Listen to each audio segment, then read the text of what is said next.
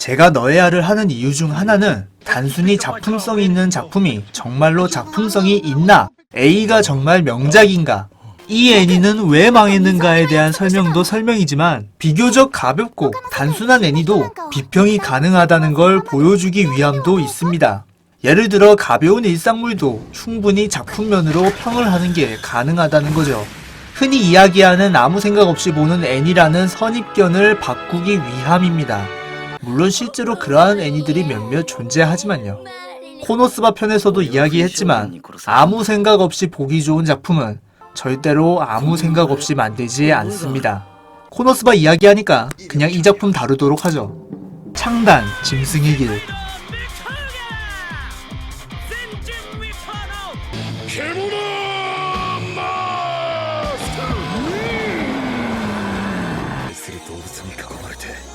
動物と共に暮らすことの素晴らしさを人々に伝えること。聞いた！なんということでしょう。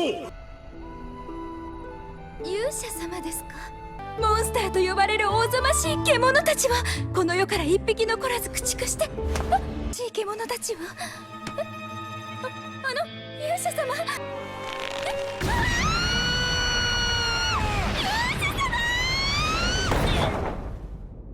코노스바 작가의 차기작이기에 이번 리뷰는 어쩔 수 없이 코노스바와 비교할 수밖에 없는 운명이라는 점 참고해주세요. 먼저 눈여겨 보이는 것은 코노스바보다 깔끔하고 높은 퀄리티의 작화입니다. 제가 그래도 이 애니를 끝까지 보게 한 원동력이죠. 생각보다 작화면으로는 건들 게 없습니다. 몇몇 있는 레슬링 장면도 훌륭하게 표현하였죠. 코노스바에서 호불호가 갈렸던 작화에 대한 지적은 이 작품에서 볼 수 없습니다. 그러면 코노스바 이상의 띵작이네 이거. 새끼가 뒤질라고 어디다 대고 그래? 개소리여 이 씨볼로마. 근데 우리로 20인데 개새끼가 너왜 씨소리 어린? 내가 22이야 이 새끼. 저는 21입니다. 짐승의 길이 코노스바보다 못한 이유는 딱 한 가지로 축약할 수 있습니다. 너무 주인공이 별로야. 어떤 부분이? 주인공의 목적은 이 세계에서 마수들을 애완 마수로 길들여서 펫샵을 운영시키는 것이 목적입니다. 앞서 설명한 대로 이 주인공이 동물을 너무너무 사랑해서 마수를 무찔러 달라는 말만 하면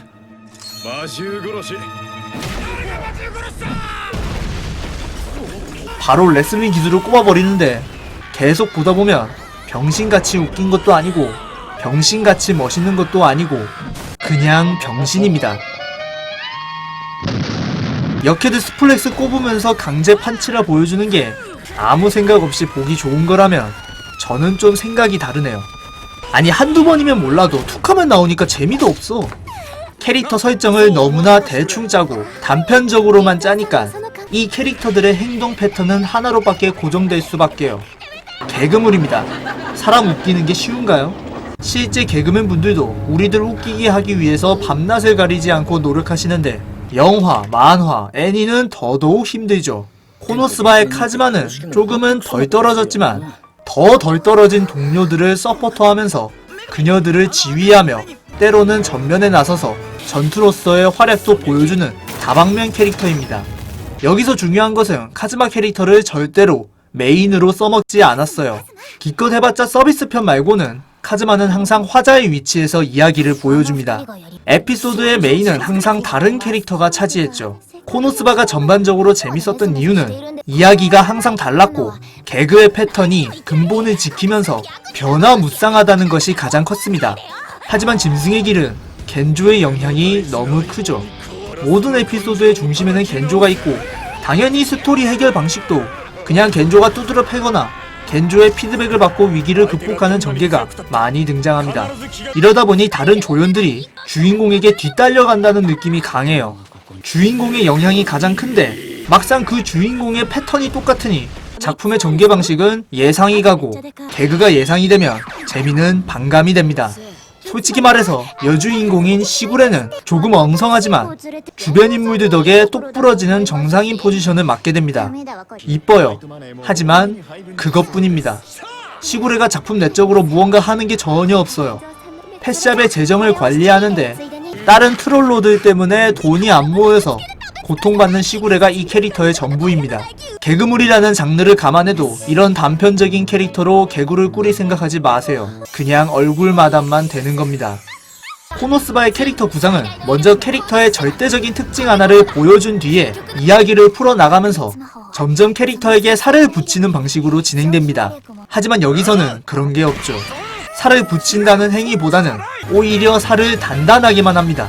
새로운 캐릭터 특징을 절대로 부여하지 않아요. 저는 이걸 단대기 진행 방식이라고 부르겠습니다.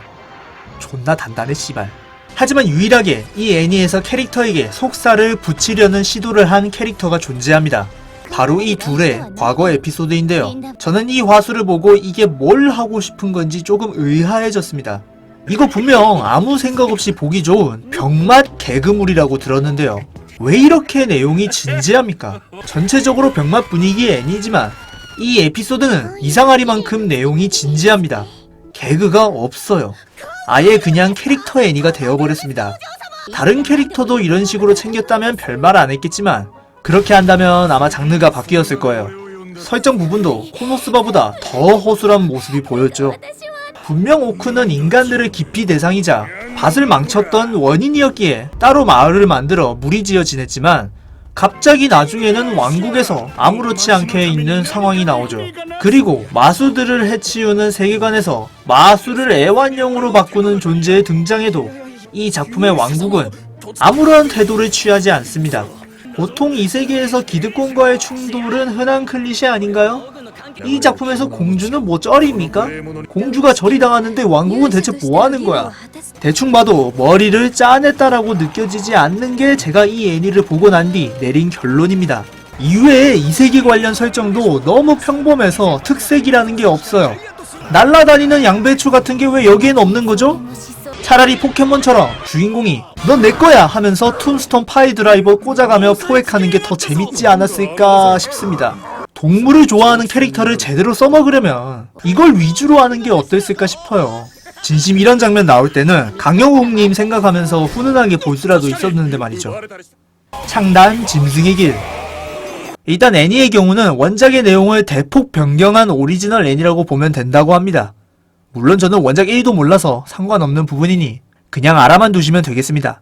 한 줄 요약하자면 취향에 맞아야 재밌습니다. 근데 제가 봤을 때 이 취향을 딱히 좋아할 분이 많을 거라고는 생각 안 해요. 생각 없이 보라고 만든 애니가 호불호가 갈리면 그 시점에서 그건 생각 없이 볼 수 없습니다. 아저씨, 요즘 애들은 한성질 하거든요. 예? 그 애가 커서 된 게 나다 이 존만 새끼야.